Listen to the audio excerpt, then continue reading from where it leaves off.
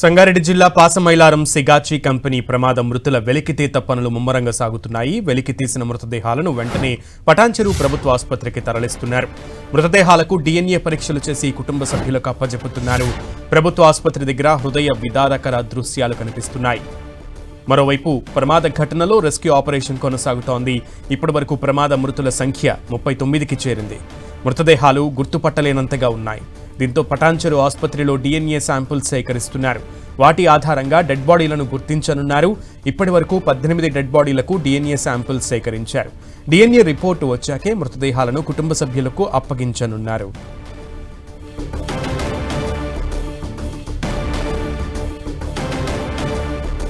ఇదే అంశానికి సంబంధించి మరింత సమాచారం ఆసుపత్రి నుంచి మా ప్రతినిధి పివి రావు అందిస్తారు. పాసమైలారం సిగాచి కంపెనీ దుర్ఘటనకు సంబంధించి ప్రభుత్వ ఆసుపత్రిలో అత్యంత విషాద దృశ్యాలు అయితే మనకి కనిపిస్తూ ఉన్నాయి. మనం చూస్తున్నాం. వచ్చే శవాలు వాటికి DNA పరీక్షలు చేయించిన తర్వాత వాటి తిరిగి వాళ్ళ బంధువులకు అప్పగించడం, వాళ్ళు తరలి వెళ్ళటం, మరలా కొత్త ఇంకొక అంబులెన్స్లో శవం రావటం, ఇదే ఇక్కడ గత 24 గంటలుగా జరుగుతూ ఉంది. కొత్తగా అక్కడ బయలుపడిన శవాలను తీసుకొచ్చి ఇక్కడ మార్చిలో అప్పగిస్తున్నారు. మార్చిలో అప్పగించిన తర్వాత కొన్ని DNA టెస్టులు అయిన తర్వాత నిర్ధారించిన తర్వాత వాళ్ళని వేరే అంబులెన్స్లో తరలించిన దృశ్యాలు ఇక్కడ హృదయ విదారకంగా ఉన్నాయి. బంధువులు కూడా మనం చూస్తున్నాం. బంధువులు కూడా చాలా రోధిస్తూ ఉన్నారు. తమ కుటుంబ సభ్యుల్ని గుర్తించి మాకు ఎప్పుడు అప్పగిస్తారా, మా ప్రాంతాలకు తీసుకెళ్లాలని కూడా ఇక్కడ హృదయ విదారకమైన దృశ్యాలు మనం చూస్తున్నాం. కడుపు తరుక్కుపోయేటువంటి దృశ్యాలు ఉన్నాయి. వాళ్ళ పిల్లల కోసం వాళ్ళ తల్లులు, అదేవిధంగా అక్కలు అందరూ కూడా ఇక్కడికి వచ్చేసి గంటల తరబడి వెయిట్ చూసే పరిస్థితి మనకు కనిపిస్తూ ఉంది. కొంతమంది ఇక్కడ మనం చూడవచ్చు. ఇక్కడ మనం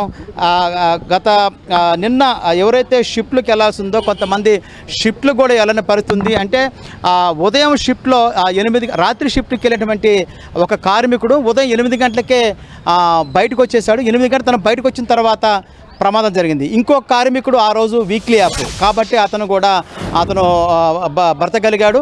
మనతో పాటు ఇక్కడ వారు ఉన్నారు, తెలుసుకునే ప్రయత్నం. చెప్పండి, మీ హస్బెండ్ ఎన్ని గంటలకు బయటకు వచ్చారు? ప్రమాదం జరిగింది 9 గంటల ప్రాంతం జరిగింది. మీ హస్బెండ్ ఎన్ని గంటలకు బయటకు వచ్చాడు? 8 గంటలకు బయటకు వచ్చేసి 12 అవర్స్ డ్యూటీ దిగిండో. ఆపరేటర్ రామ్ సింగ్ ఎక్కిండు, అంతే. రామ్ సింగ్ చనిపోయాడు. ఆయన దిగాడు, మీ భర్త స్థానంలో ఆయన ఎక్కాడు. ఆయన ఎక్కిండు, ఆయన చనిపోయాడు. అయ్యో, మీకు బాగా తెలుసమ్మా? తెలుసు. ఇంటికి ఒకసారి అక్కడే ఉంటారు. 12 అవర్స్ 8 అవర్స్ ఒకరు కాకపోతే ఒకరు ఆపరేటరు, రాకపోతే ఓటీ ఉంటారు. మీ హస్బెండ్ వీక్లీ ఆఫ్ అండి. అంతే, వీక్లీ ఆఫ్ అదృష్టం. అంతే చూస్తున్నారు అమ్మ, గుట్టలుగా శవాలు వస్తున్నాయి. అదే కంపెనీ అంతే దిగిండు, అదే ఎక్కిండు, అంతే. చనిపోయిండు అన్న. గుర్తించడం కూడా కష్టమైంది. ఇప్పుడు మొత్తం ఊడిదైపోయారు. అంతే అన్న. 8:15 అక్కడే ఉండి 9:15 ఈ విషయం తెలిసింది, అంతే. ఇది ఇక్కడ ఆసుపత్రి దగ్గర దృశ్యం. అసలు హృదయం ద్రవించే విధంగా ఇక్కడ దృశ్యాలు మనకు కనిపిస్తున్నాయి. రోదనలతో మిన్నంటుతుంది ఇక్కడ ఆసుపత్రి. ఎందుకంటే షిఫ్ట్లకు కొంతమంది ఆలస్యంగా వెళ్ళిన వారు, కొంతమంది అయితే వీక్లీ ఆఫ్ వల్ల, కొంతమంది అయితే ఇట్లా రకరకాలుగా ఇక్కడ ఉన్నారు. ఆ విధంగా వాళ్ళు ఏమంటారంటే మృత్యువాత పడకుండా కాపాడుకోగలిగారని చెప్పుకోవచ్చు. ఇది చెప్పలేని పరిస్థితి.